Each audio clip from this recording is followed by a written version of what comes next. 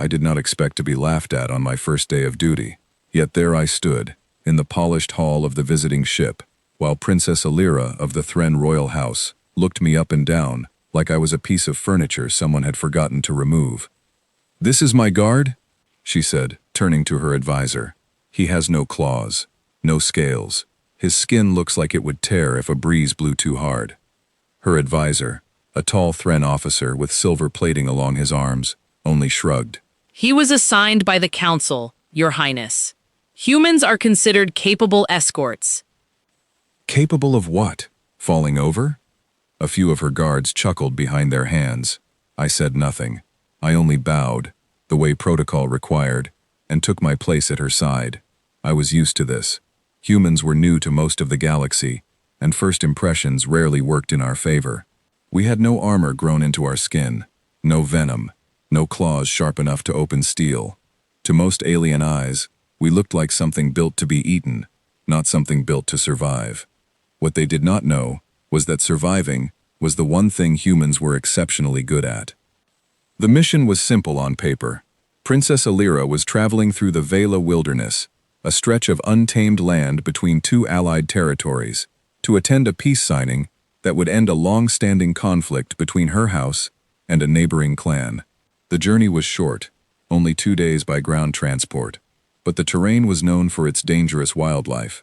The local creatures, called Draith, were large predators that had adapted to hunt in packs.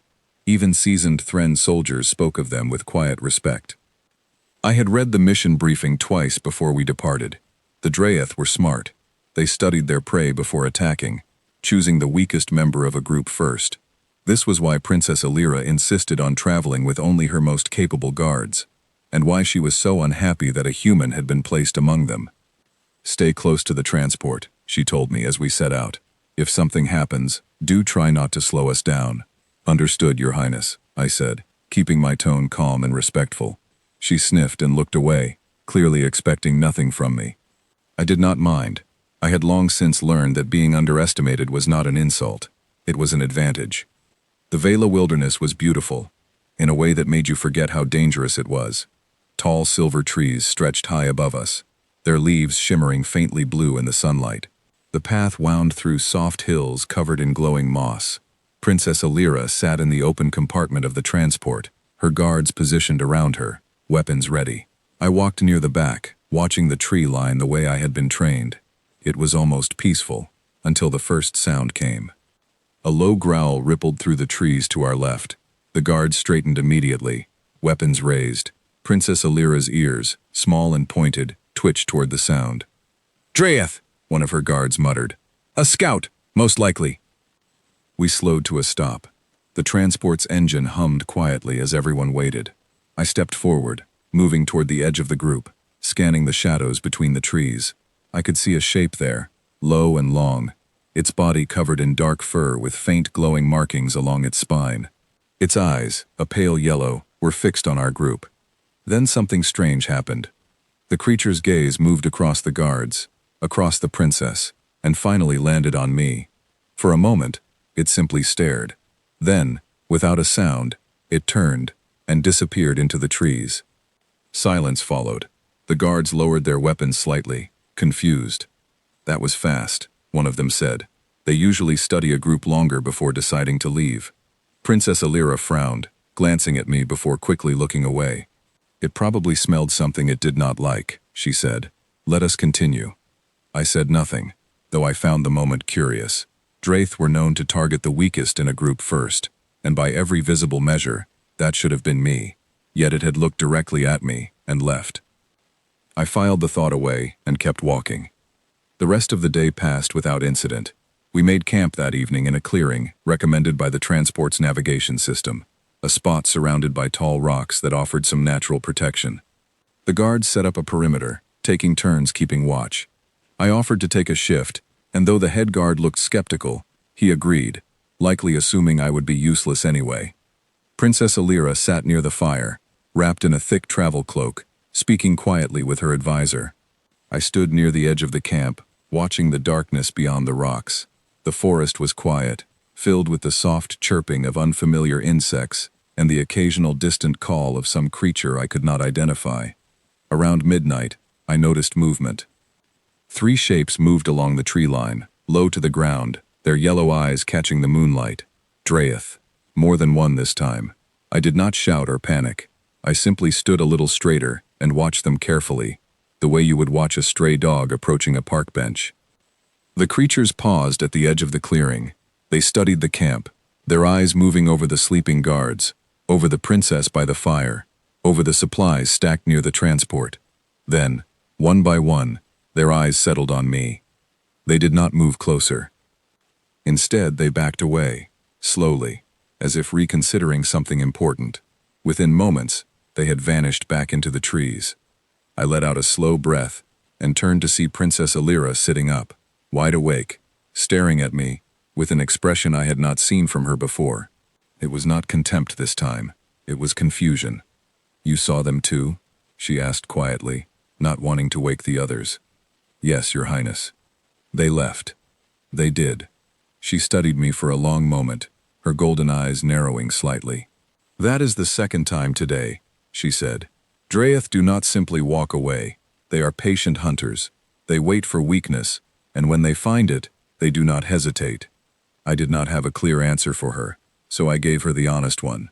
"I do not know why they left, Your Highness. Perhaps they found something else more interesting." She did not look convinced, but she said nothing more, and eventually returned to her rest. I kept watch until the sun began to rise, thinking about what I had seen.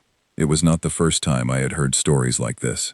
Humans had a strange reputation among some species we had met since joining the wider galaxy. Old stories, half believed even by us, that spoke of something in human history that many predators seemed to instinctively avoid. I had always assumed these were just campfire tales, meant to make new recruits feel important. Standing there in that dark forest, I was no longer so sure. The next day brought us deeper into the wilderness, toward a narrow pass between 2 rocky hills, that the map marked as the fastest route to the border checkpoint. It was also, according to the briefing, the most dangerous stretch of the journey. This was where larger, more territorial Dreyeth were known to gather, especially an alpha predator the local scouts called the Ashfang, a creature large enough to overturn a transport vehicle if provoked. Princess Alira grew quieter as we approached the pass. Her guards tightened their formation, weapons drawn, eyes scanning every shadow. I walked near the rear again, watching the ridges above us for movement. We were halfway through the pass when the ground trembled. A massive shape emerged from behind a boulder ahead of us, easily 3 times the size of the scouts we had seen the night before. Its fur was a deep shade of gray, streaked with faint glowing red along its shoulders. Its eyes locked onto the group immediately, and a low growl rumbled from deep within its chest. The guards froze. Even the most experienced among them looked pale. "Ashfang," the head guard whispered, "Do not move, do not run." Princess Alira's hand tightened around the edge of her seat. For the first time since I had met her, I saw real fear in her eyes. The Ashfang took a slow step forward, sniffing the air, its gaze sweeping across the group. It paused on the guards, then on the princess, clearly assessing who among them looked the easiest to bring down. I understood in that moment that if it decided to attack, someone in this group would likely be hurt, and there was little the guards could do to stop something that large without a serious fight breaking out, one that could easily go wrong for everyone involved. I stepped forward. "Do not," the head guard hissed. "It will." I ignored him. I walked calmly to the front of the group, keeping my movements slow and steady, the way I had been taught. I did not run. I did not shout. I simply stood there, in plain view, and looked directly at the creature. The Ashfang stopped. Its head tilted slightly, studying me the way the smaller Dreyeth had the night before. I held perfectly still, keeping my breathing even, my posture relaxed but upright. I remembered something from an old survival course, a lesson about how predators across many worlds read body language, not words. Confidence without aggression, calm without fear. It was a signal, one that most animals, whether from Earth or from distant stars, seem to understand in some deep, instinctive way. The creature took another step forward, sniffing the air near me. I did not move. Then, slowly, it began to back away. It let out one final low growl, more uncertain than threatening, before turning and retreating up the rocky slope, disappearing over the ridge as quickly as it had appeared. For a long moment, nobody spoke. The guards stood frozen, weapons still raised at empty rocks. Princess Alira stared at me, her mouth slightly open, all trace of her earlier mockery gone. "How," she finally said, "did you do that?" I turned to face her, choosing my words carefully. "I am not entirely sure, Your Highness. I only know that on my planet, humans learned a long time ago how to stand their ground against creatures far larger and far more dangerous than ourselves. We do not have claws or venom. What we have is patience, and the ability to stay calm when most things would run. Perhaps predators, wherever they come from, can sense that." She was quiet for a moment, processing this. "You were not afraid," she said finally. "I was afraid," I admitted. "I simply did not let it show." Something shifted in her expression then, something that looked almost like respect, though she seemed unwilling to fully admit it yet. "Among my people," she said slowly, "strength is measured by claws, by size, by how loudly one can roar. I did not think a human could possess any of that." "I do not have claws, Your Highness," I said, "but perhaps strength is not only about what you were born with.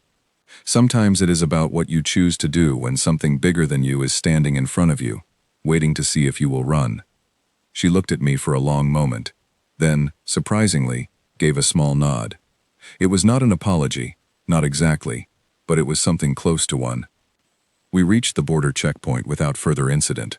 The remainder of the journey passed quietly, the guards treating me with a new kind of caution, one that had nothing to do with doubt, and everything to do with uncertainty about what exactly they had witnessed. Princess Alira said little for the rest of the trip, though I noticed she kept glancing toward me whenever the forest grew quiet, as if reassuring herself that I was still nearby. When we finally arrived at the peace signing, she surprised me by requesting that I stand beside her during the ceremony, rather than remaining with the rest of the guard detail. When one of the visiting dignitaries asked why a human had been given such a place of honor, she answered without hesitation, "Because the wilderness itself stepped aside for him," she said, "and I have learned that some of the strongest guardians do not need claws to prove it." I said nothing, only offering a respectful nod, though inwardly, I felt a quiet sense of pride. It was not about proving anything to her, or to anyone else in that room. It was simply the truth of who we were as a people, something I had always known, but had rarely seen so clearly demonstrated. Later that night, as the ceremony ended and the guests began to depart, Princess Alira approached me one final time. "I misjudged you," she said, her voice quieter than before, without the sharp edge it once carried. "I judged you by claws you do not have, instead of asking what you might carry instead." "It is a common mistake, Your Highness," I said. "Most who meet us for the first time assume the same. We do not blame them for it. We simply prefer to let the truth speak for itself, in its own time." She studied me for a moment longer, then extended a hand, a human gesture she must have learned somewhere along her travels. I shook it, and for the first time since we met, she offered something that looked almost like a genuine smile. "Perhaps," she said, "your kind is not as weak as we believed." I smiled back, thinking of the creatures that had backed away in the dark, of the great Ashfang retreating up that rocky slope, and of everything my people had survived long before we ever left our own world. "No," I said quietly, "we are not.